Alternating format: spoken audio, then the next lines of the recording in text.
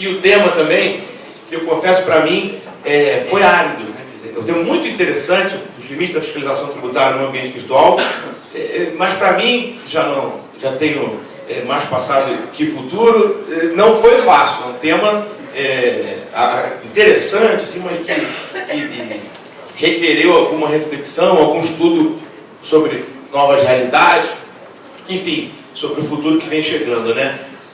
Fundamentalmente, estamos falando aqui de obrigação acessória, né? Estamos falando de obrigação acessória, e aí, vocês sabem melhor do que eu, acho que o que ilumina essa nossa discussão é aquela postura que já não vem de hoje do fisco de terceirizar o seu trabalho ao máximo possível para o contribuinte, né? Quer dizer, então, hoje em dia, praticamente tudo a gente tem que fazer, né? Só faltou a autoinflação, né?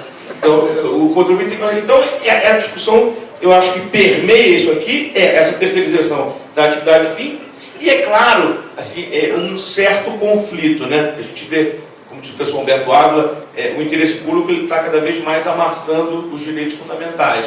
E é um pouco disso que se trata, né? Quer dizer, nesse ambiente virtual, nessas novas fiscalizações, novas tecnologias, novas operações, a gente vai ver esse conflito cada vez mais presente. E aí eu acho que a gente tem em mente, e aqui não falo como advogado não, falo como espírito livre, né? Já que a gente está aqui num ambiente acadêmico, né? A gente tem que ter em mente que, claro, todo mundo gosta de limitações ao poder tributar, mas que nessa nova realidade, a gente tem que compreender que, eventualmente, a nossa Constituição seja excessivamente protetiva e tenha sido feita na aurora de uma noite de 21 anos, né? Então, para o futuro, o que a gente tem visto é que as coisas têm sido um pouco flexibilizadas em prol do dito interesse público. E acho natural que assim seja. Só acho que precisamos ter cuidado com os exageros. Fundamentalmente, como dizia Renato Russo, o futuro não é mais como era antigamente, né? Então a gente tem que entender que as coisas estão mudando demais. Não no mundo jurídico, né? O mundo das coisas vem mudando demais. Tudo vem. A Exame desse mês fala muito sobre isso, né? Sobre a evolução disruptiva. E acho que a gente não está, a comunidade jurídica não está muito preparada para isso. A gente vai ter que começar agora a refletir juntos sobre esses desafios, né? Eu trouxe, embora o Luiz Anguanais diga que quem usa PowerPoint é porque não tem nem Power, nem Point, eu trouxe aqui alguns slides só para compartilhar com vocês, até um pouco de história, né? Aqui, acho que o pessoal mais novo não deve lembrar disso, né? Mas até pouco tempo, nessa época, dessa sala aqui, nessa época, só quem declarava imposto de renda já era o Gustavo Brigadão. Então, aqui, esse vídeo aqui é interessante. As campanhas sobre a necessidade de se entregar suas declarações, né? Depois, aí em 96, a primeira etiqueta do disquete programa, né? Isso já foi uma grande evolução.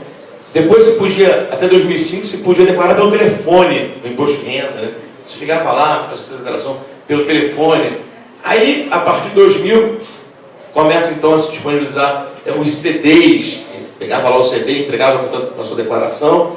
E aí depois, mais modernamente, o Receita Net, né? Aqui só um comparativo de a evolução da declaração no papel até quando era aceita versus a virtual. Enfim, depois eu, claro, vou deixar aqui à disposição isso, mas só para um breve história. E hoje, o que a gente sabe é que a Receita tem todo tipo de informação sobre o contribuinte, né?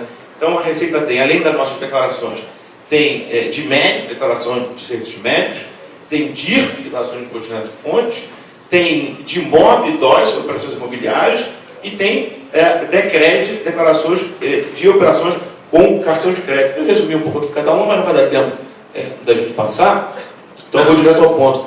A questão é a seguinte: o que é feito com essas informações? O Tomás já deu aqui, explicou para nós, basicamente, como isso é feito, mas a gente não pode deixar de registrar o seguinte: a Receita Federal hoje, ela tem tudo, ela tem toda a informação sobre a nossa vida. Será que ela não poderia fazer mais com todas essas informações? Eu quero dizer o seguinte: quando um contribuinte tem um rendimento evidentemente incompatível com o que está declarado, será que a gente não podia ter um sistema mais inteligente de ação? Por exemplo, o sujeito que ganha 10 mil reais por mês, se vai comprar um barco de 1 milhão, ou ele não deveria poder comprar, a nota fiscal não deveria nem ser impressa, ou no dia seguinte devia ter uma fiscalização. Isso aí eu acho que a gente tem que entender que é para o bem do país. Eu tenho certeza que ninguém nessa sala quer que sonegador se dê bem. Mas o que me espanta é, com a quantidade de informação que a Receita tem, o sistema deveria ser mais efetivo, né? Vou dar, isso já, inclusive, no âmbito privado, se verifica.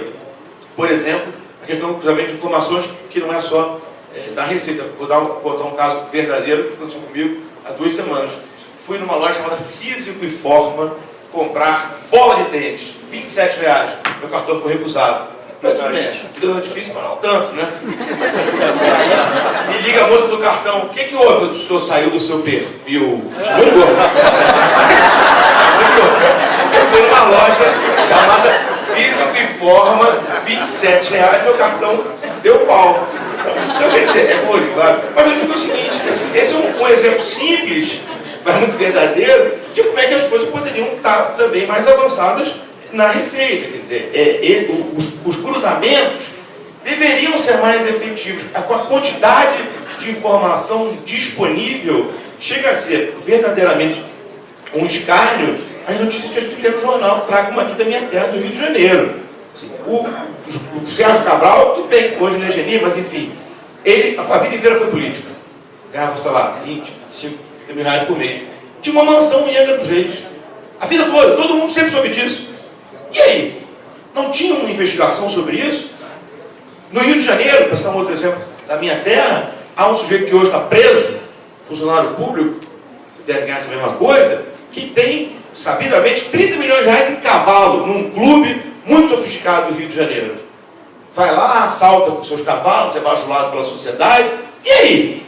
Essa vida não está vendo isso?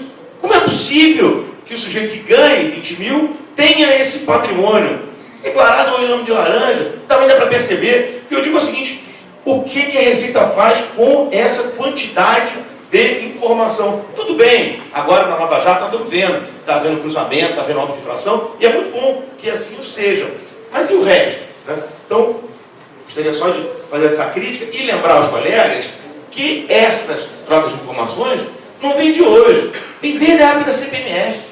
Quer dizer, e o STJ, inclusive, entendeu que a troca de informações, o uso de informações obtidas mediante a CPMF, poderia se dar mesmo no período anterior à edição da lei que assim autorizou, que é a lei 10.174. Então, diz o STJ, não, se você está usando um dado do CPMF de 98, mas a lei é de 2001 que autoriza, o STJ legitimou a utilização dessas informações. Então, quer dizer, vocês imaginam a quantidade de informação que há do outro lado, né? Informação realmente brutal. Um outro ponto que eu acho também interessante para a gente tentar pincelar aqui é a questão do sigilo bancário, né? O sigilo bancário, os colegas sabem, em 2001 foi promulgada a Lei Complementar 105, que, enfim, a previsão constitucional, para mim, muito clara, né? Na necessidade do processo judicial, disponibilizou, então, para o fisco as informações bancárias do contribuinte, e ali se instaura um contencioso longo, que aparentemente se finaliza no passado, 2016, no Supremo, um caso que eu tive a honra de funcionar como procurador tributário do Conselho Federal da OAB, mas lamentavelmente perdemos. Entendeu ali o Supremo que era possível o compartilhamento de informações, utilizando um raciocínio que eu, com o maior respeito, confesso a vocês, acho um pouco falacioso, no sentido de que não se está violando dado do contribuinte, está-se apenas entregando os dados do contribuinte para o fisco. Mas, enfim, agora não vem muito ao caso. Mas o que eu queria dizer, que eu acho importante nessa seara particular, é o seguinte: vejam que o Supremo proclama o resultado, mas ele claramente estabelece aqui alguns parâmetros, né? Então, na própria fixação da tese, do tema 225, diz o Supremo, autoriza o compartilhamento, bem como estabelece requisitos objetivos. Então, ele faz menção a ditos requisitos objetivos da lei. E aqui eu trouxe só um trecho de alguns votos, mas que eu acho importantes, né? Desculpem se fica um pouco maçante, mas acho relevante. O que eu quero dizer é o seguinte, colegas, o Supremo não autorizou o uso indiscriminado das informações bancárias do contribuinte, como tem sido hoje feito pela Receita. O Supremo determinou que os dados possam ser utilizados mediante processo administrativo subjacente. Isso é muito importante. E acho realmente que, no âmbito daquele momento de derrota, pouca gente percebeu. Isso foi discutido expressamente no processo. E vejam aqui os votos. Diz lá, por exemplo, o ministro Lewandowski, o sigilo só pode ser quebrado se houver um processo administrativo em curso. E se remete a 9784. Os colegas sabem melhor do que eu que a 9784 prevê um processo formal com a intimação do contribuinte, defesa. É disso que se tratou no Supremo. Então, o ministro Lewandowski prevê, diz expressamente no voto dele, que foi acolhido pelos demais, que esta troca de informações só pode ser precedida de processo administrativo. E esse é um ponto que eu acho que é realmente importante, e vejam, senhores, que foi confirmado nos outros votos. Ministro Barroso, ministro Toffoli, todos partiram do pressuposto que deve haver processo administrativo instaurado. E o que faz a Receita hoje? Exatamente o contrário. Desde a IN 1571 de 2015, a troca de informações bancárias do contribuinte é automática. Então, a troca é semestral e de ofício. Não há sequer solicitação, muito menos processo administrativo subjacente. Já sei que o doutor Mário vai dizer, não dá para ver processo contra todo mundo. Mas foi o que disse o Supremo. Foi o que disse o Supremo. E aí, como é que vai compatibilizar isso? Não sei, mas nós precisamos respeitar o que disse o Supremo. O Conselho Federal da OAB ajuizou há 3 semanas uma ação ordinária, onde procura demonstrar a incompatibilidade dos procedimentos narrados, descritos na ação normativa, vis-a-vis o entendimento do Supremo. Estamos esperando aí a decisão. Mas o fato da vida é que o Supremo foi muito enfático ao descrever a obrigatoriedade de processo administrativo prévio. E digo mais, não estamos falando só da União, não. Porque os senhores sabem que hoje 5 mil entes federados podem ter acesso à sua conta bancária. Né? Eu não tenho problema nenhum com isso. Tudo bem. Porque ganha pouco, mas é limpinho. Mas o contribuinte pode não querer. E se ele não quiser, ele tem todo o dinheiro que assim seja. Por que um município, o Oiapoque, vai poder fiscalizar alguém que mora em Porto Alegre? Mas hoje pode.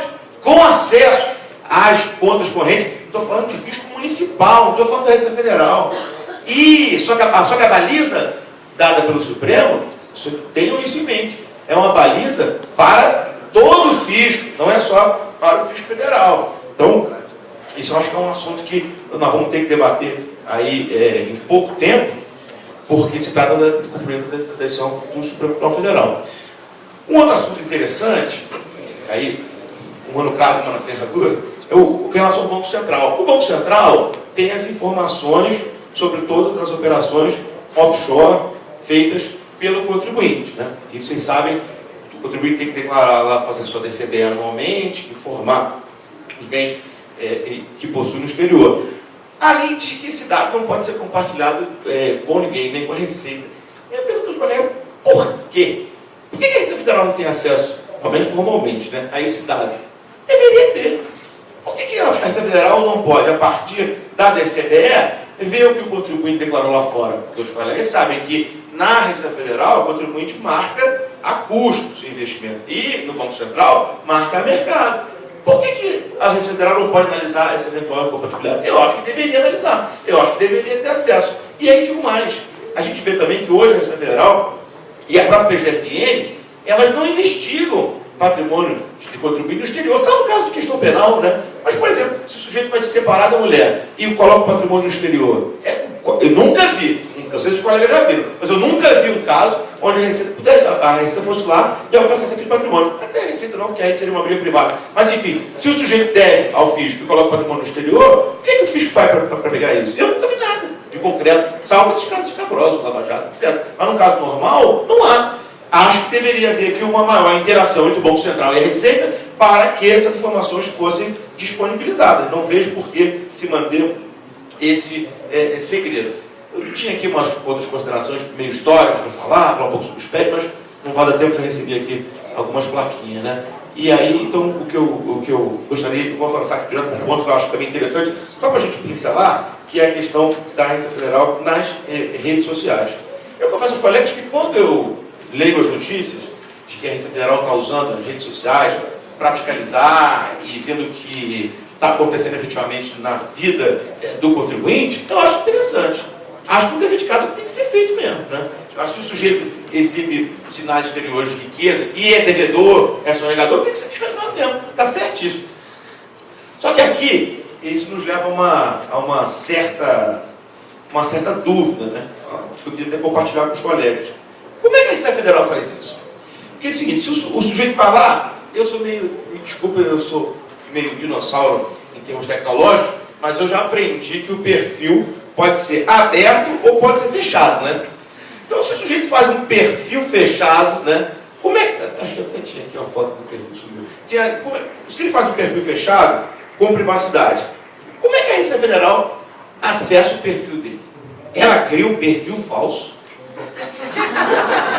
Isso é crime de falsidade ideológica, né? Além de ser violador da moralidade. Então, eu queria entender. Isso é uma coisa que nós ficamos discutindo no escritório. Como é que faz, né? Se eu não tenho um amigo nenhum fiscal, como é que estou fiscalizando? Isso é uma coisa que eu acho que nos leva a um certo dilema moral. Eu até acho que o fim é nobre, mas a Receita cria um perfil falso, comete crime de falsidade ideológica, não sei, acho que é uma coisa que talvez a gente pudesse discutir. É um tema interessante, né? A linha também desses desafios atuais, já vai me caminhando no final, um muito interessante é o tema das moedas virtuais, né? Existem mais de 600 moedas virtuais no mundo, a mais conhecida é o Bitcoin, né? E aí os colegas podem imaginar o seguinte, há uma transação feita hoje diretamente ou via cartão de crédito, ela é facilmente identificável e tributável, mas com o Bitcoin não. Porque o Bitcoin tira o assunto do banco, né? Então, essas transações estão acontecendo, em volume cada vez maior, e elas estão aparentemente fora do radar da Receita. Então, é um assunto interessante. A Receita já editou perguntas e respostas, dizendo que o ganho de capital na venda do Bitcoin tem que ser tributado. Mas e o resto, né? O resto da tributação, né? Então, eu acho que esse é um tema também interessante. Infelizmente, nós não temos tempo aqui para esses outros exemplos, né? Aqui só um dado interessante para a gente ver que esse debate hoje é um debate mundial, né? Sobre a tributação do Bitcoin.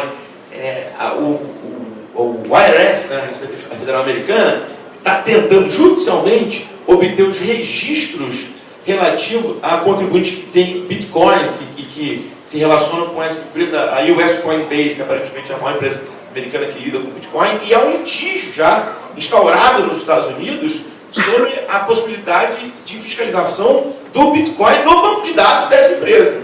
E aí, em julho, agora passado, o judiciário autorizou que os clientes dessa empresa intervenham no processo e o caso está parado. Mas é uma situação muito interessante, porque aqui pode ser um precedente internacional, que talvez o seu primeiro, onde vai se discutir a possibilidade de acesso da Receita Federal aos dados relativos ao Bitcoin dos contribuintes. E aqui vejam vocês, no dia 16 último, o movimento mundial de Bitcoins foi 250 milhões de dólares. A ideia é pequena, mas não é nada desprezível, né? Há uns projetos de lei também interessantes tentando regular isso, mas eu vou pular porque a gente não tem muito tempo, né? E aqui, só ainda falando também dos desafios da Receita com relação à questão da fiscalização, vejam que interessante, né? Olha esse site aqui, não sei se vocês conhecem, Tudo Sobre Todos. Você entra nesse site, dá a vida toda do contribuinte, diz tudo, se você quiser, do contribuinte, onde ele mora, que ele é casado, se não é. Isso é uma coisa que a Receita pode estar usando. Mas eu fiz um teste, olha aqui o meu teste. Resultado para Carlos Henrique Canjan Bechara. Aí eu peguei vizinho, para não pegar mal com você. Não sei se eu fui vizinho, ó. Inocência Luciana, Carmen Luz, eu falei vizinho? Claro que não, Carmen. Não é aquela não, fica tranquilo. Ela mora na capital. Então, é todo difícil, você não vai rir no condomínio. Mas destrói a vida toda, aqui R$17 para a vida toda, tem mundo, né? Então, isso é uma coisa interessante também, que eu acho que a gente tem que ficar atento, saber que há muito pouca privacidade hoje em dia, né? E a respeito dessa questão da própria falta de privacidade, um tema que é sério é dos dados da nota fiscal paulista, por exemplo, né? E há outros estados também, depois, porque foi a primeira, né? Quer dizer, há um estudo recente, né, dos professores Jorge Machado e Bruno Bione da USP, onde se constata o seguinte: de 11 estados pesquisados, mas o DF, nenhum possui política de privacidade dos dados que os contribuintes fornecem na nota fiscal paulista. Então é o seguinte, imagine, gente, o seguinte: lá tem tua vida toda.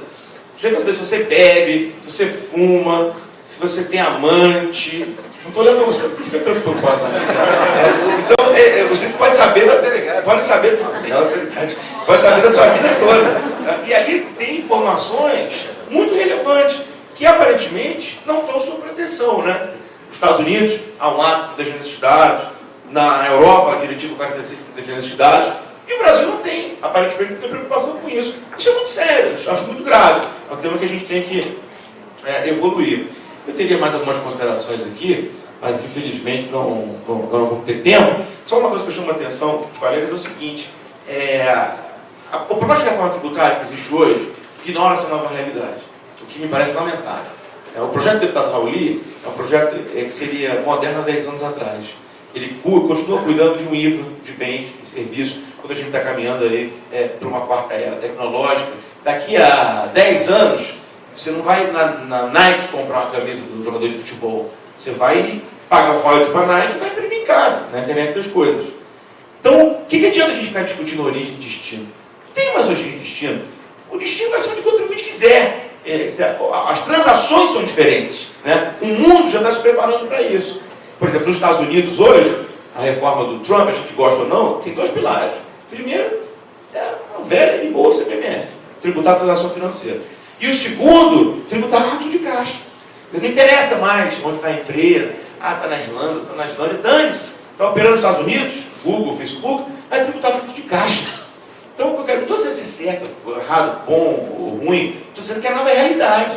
E a gente está aqui, em pleno século XXI, olhando para trás, com uma reforma tributária ainda presa a IVA de bens, serviços, né? Muito ruim. A gente precisa, acho, debater a tributação dessa nova realidade.